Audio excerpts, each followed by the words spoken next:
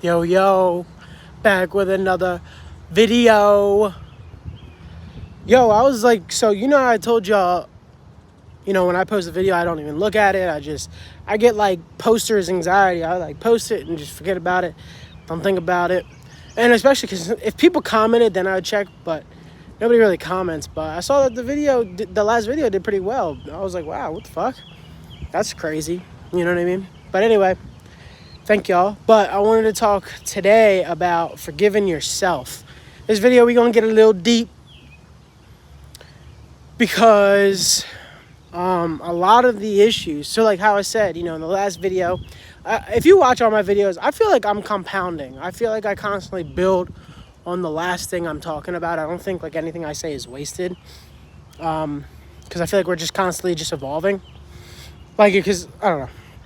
I feel like the whole point of the channel is to grow together, and eventually my kids watch the videos and then they go, okay, boom, they have a starting point, which they probably won't even need it because they're going to be so much better, right? They're going to be so much better than where I was.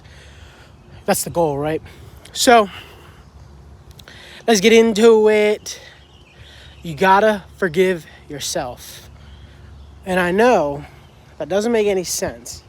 But in the context of what I was talking about with, you are not your thoughts.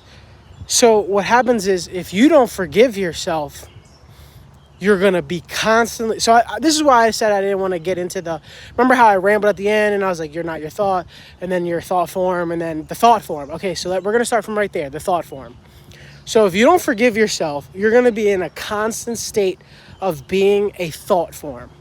And what I mean by that is when you don't forgive yourself and you don't, forgiving yourself, let's break that down. What does forgiving yourself really mean? So any hatred that you bear is self-hatred. Any jealousy you have is just self-jealousy, but jealousy, the root of jealousy is, let's be honest, it's low self-esteem, because why should you be jealous of anybody? You're happy to be yourself. Hate, any emotion is really just self, is pointed back towards the self because you haven't forgiven yourself. What does forgiving yourself look like? It means letting go of everything, letting go of all resentment, hatred, your low self-esteem, which also requires a lot of self-work, right? So the minute you let go, you also have to put in the work, like I said in the last video. Put in that work. So you eventually don't have those feelings anymore and you can kind of just exist. The whole point of our being, it's funny because it gets so convoluted because, I bet you we never even had these problems to begin with originally. But you just need to get back to your base form. But a lot of the times what I was trying to say with like the thought forms is you identify with it, right? You identify with the depression. You identify with the low self-esteem. You identify with the anxiety because it gives you a fake sense of like person, gives you a fake sense of like identity. You might have a friend group. See, this is why I said is all forgiving yourself and all elevating yourself is like ridding your old self. You might have a friend group where that's kind of how you relate, is being in a toxic environment, a low self-esteem environment, a depressive environment.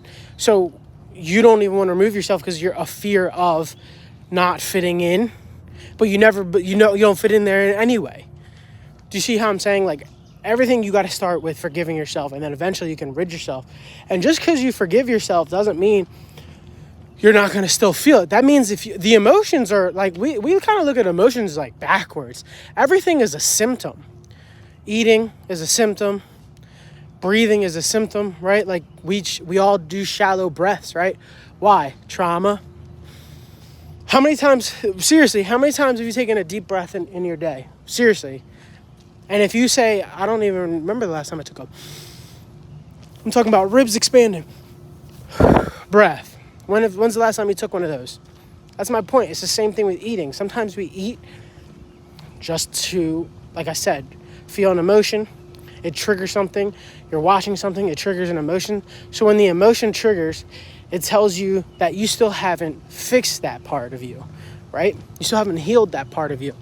So all I wanted to say today was just you have to start with forgiving yourself because Then you'll become a thought form, and the thought form will basically say, since we haven't worked on ourselves, we're going to trick ourselves into thinking that we did.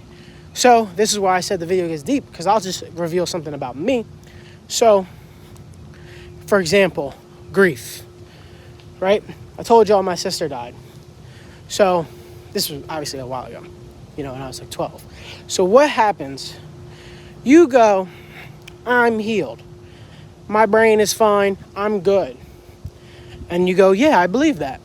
Yep, simple.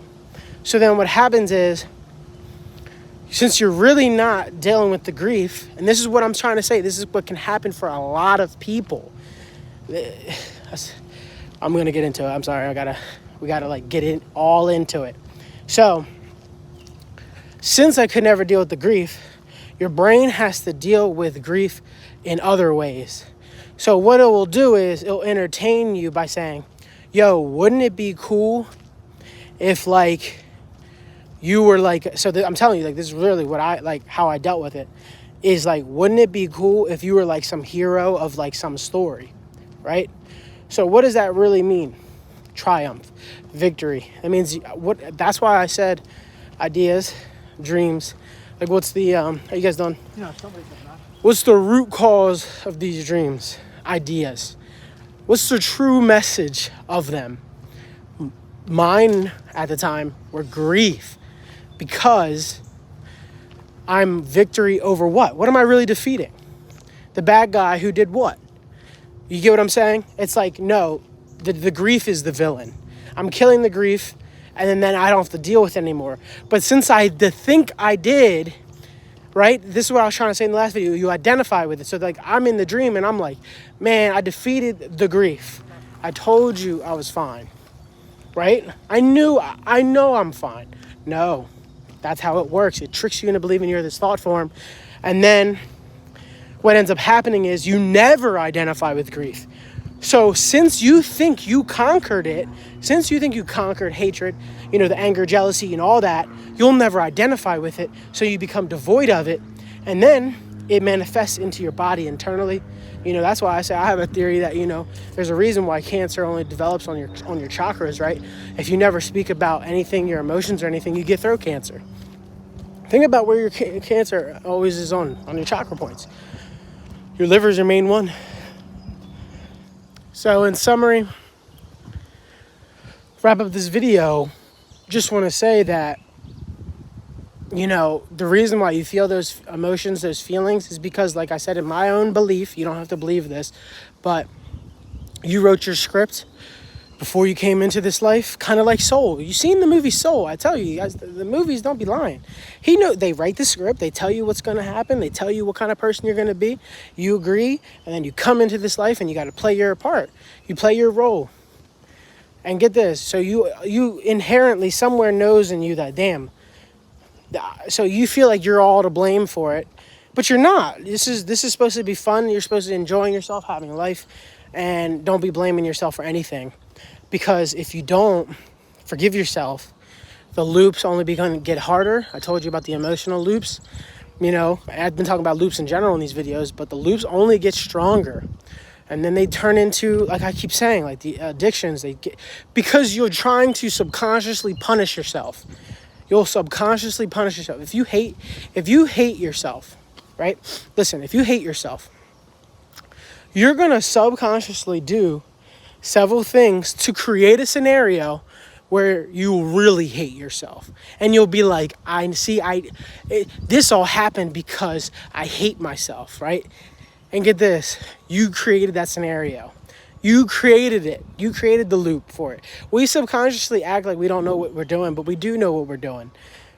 You'll create a scenario. Let's say you have very, very low self-esteem.